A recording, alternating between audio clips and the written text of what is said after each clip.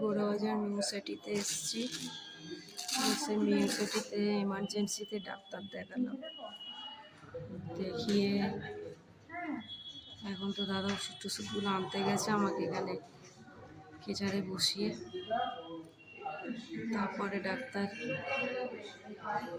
তোমার হচ্ছে ওই ক্রেপটা বাঁধার পর তারপরে বাড়ি যাব, কিন্তু পায়ে এখনো খুব পেন হচ্ছে, প্রচণ্ড পেন হচ্ছে এখনো।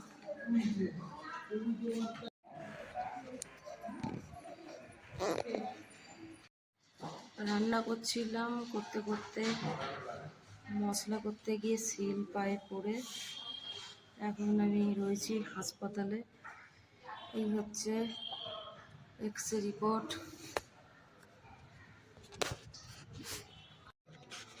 এই হচ্ছে আমার পায়ের অবস্থা।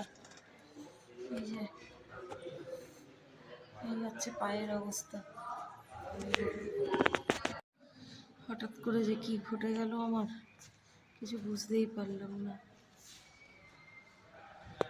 দাদা গেছে এখন ক্রেপ আনতে, বলছে হালকা চির খেয়েছে, আসার সাথে সাথেই একটা ইঞ্জেকশন দিয়েছে, পেন কিলার, টিটেনাস সব দিয়েছে।